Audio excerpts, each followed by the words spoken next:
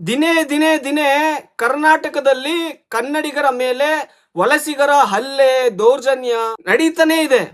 ನಮಸ್ಕಾರ ಕನ್ನಡಿಗರೇ, ನಮ್ಮ ಬೆಂಗಳೂರು ಏನಾದ್ರೂ ಭಾರತದ ರಾಜಧಾನಿ ಆಗೋಯ್ತಾ ಅಂತ ನಮ್ಮ ಪೊಲೀಸರು ಇವತ್ತೊಂದು ಟ್ವೀಟ್ ಮಾಡಿದ್ದಾರೆ. ಏನು ಅಂದ್ರೆ ಜನರಿಗೆ 112 ನಲ್ಲಿ 11 ಭಾಷೆಯಲ್ಲಿ ಹೆಲ್ಪ್ ಲೈನ್ ಕೊಡ್ತಾ ಇದ್ದಾರೆ. ಇದು ಭಾರತದ ರಾಜಧಾನಿಯಾದ ನವದೆಹಲಿಯಲ್ಲಿ ಅಲ್ಲಿ ಕೊಡಬೇಕು.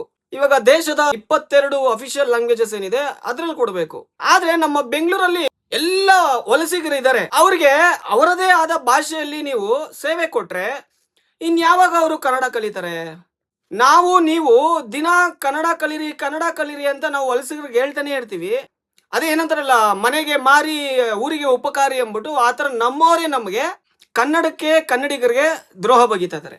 ನಾನು ಇದನ್ನ ನೇರವಾಗಿ ಸರ್ಕಾರಕ್ಕೆ ಪ್ರಶ್ನೆ ಮಾಡ್ತಾ ಇದೀನಿ. ಈಗ ಗೃಹ ಮಂತ್ರಿಯಾದ ಮಾನ್ಯ ಪ್ರಿಯಾಂಕಾ ಖರ್ಗೆ ಅವರೇ, ಹಾಗೆ ಮುಖ್ಯಮಂತ್ರಿಗಳಾದ ಮಾನ್ಯ ಡಿ.ಕೆ. ಶಿವಕುಮಾರ್ ಅವರೇ, ನಿಮ್ಗೆ ಇವೆಲ್ಲ ಕಾಣಿಸ್ತಾ ಇಲ್ವಾ? ನಿಮ್ಮ ಸರ್ಕಾರ ಆಡಳಿತಕ್ಕೆ ಬರೋದಕ್ಕೂ ಮುಂಚೆ ನೀವು ಏನಂತ ಪ್ರಣಾಳಿಕೆ ಕೊಟ್ಟಿದ್ರಿ? ನಾವು ಕನ್ನಡ ಪರ, ಕನ್ನಡಿಗ ಪರ, ಕರ್ನಾಟಕ ಪರ ಅಂತ ಹೇಳಿದ್ರಿ.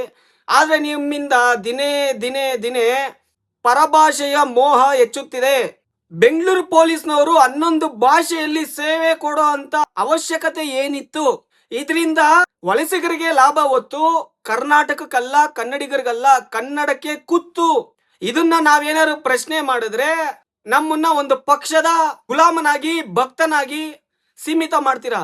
ಈ ರಾಷ್ಟ್ರೀಯ ಪಕ್ಷಗಳು ಯಾವತ್ತಿಗೂ ಕನ್ನಡಿಗ, ಕರ್ನಾಟಕದ ಪರ ಅಲ್ಲ. ಅವರು ವೋಟ್ ಬ್ಯಾಂಕಿಂಗ್ನೇ ನೋಡೋದು. ದಿನೇ ದಿನೇ ದಿನೇ ಕರ್ನಾಟಕದಲ್ಲಿ ಕನ್ನಡಿಗರ ಮೇಲೆ ವಲಸಿಗರ ಹಲ್ಲೆ ದೌರ್ಜನ್ಯ ನಡೀತಾನೆ ಇದೆ. ಅದ್ರ ಬಗ್ಗೆ ಏನಾದ್ರು ಒಂದು ಕ್ರಮ ತಗೊಂಡಿದ್ದೀರಾ? ಇಲ್ಲ.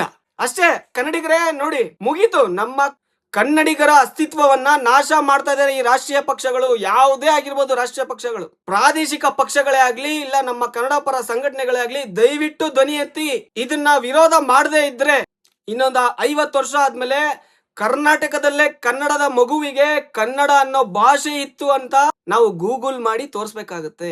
ನಿಮ್ಮ ಅನಿಸಿಕೆಗಳನ್ನ ಕಮೆಂಟ್ ಮೂಲಕ ತಿಳಿಸಿ. ಧನ್ಯವಾದಗಳು. ಜೈ ಕರ್ನಾಟಕ. ಹಾಗೆ ಫಾಲೋ ಮಾಡಿ.